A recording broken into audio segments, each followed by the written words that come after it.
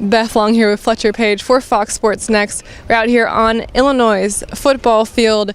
Now, we may be here for high school football camps, but we've had to talk about one thing that has gone very well recently for the Illini. That is recruiting, namely getting a transfer by the name of Wes Lunt, who once played on this field and won a couple state championships here in Champaign. Just how big of a victory was that for the Illini, Fletcher? Yeah, I think I wrote about it. I said it was about as big a victory as you could have for a football coach in June.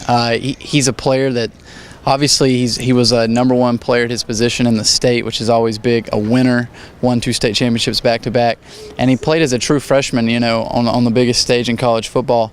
I know things didn't work out for him at Oklahoma State, but I think he's a great player. I didn't see him play in person like you did, so maybe you can talk a little bit more about him personally, but just his name, his recognition, and what he provides in terms of, around the state recruiting for this staff, I think is a huge boost. Speaking of what he provides, with the new offense that Coach Cupid is bringing into Illinois, he provides that typical pocket passer.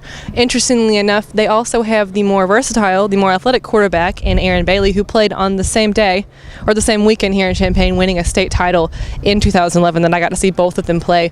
Both very different quarterbacks. What do each of them bring to the table, you think, in the future for the Illini? I think it sets up really nicely, and we've had a great discussion about this on the message board. I think Bailey, I just really hesitate to label him.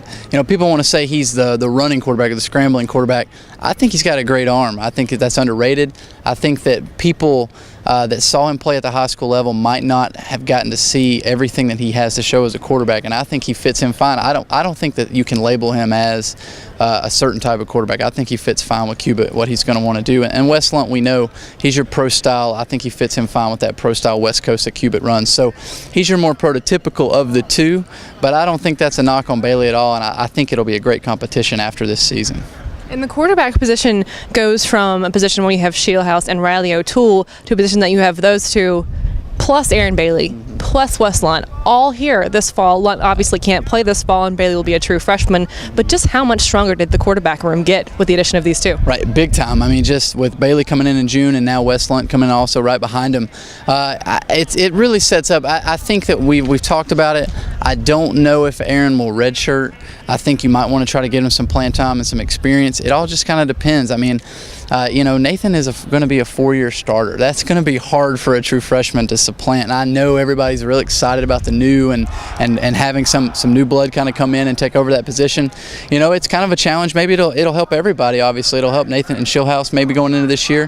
Help Riley O'Toole.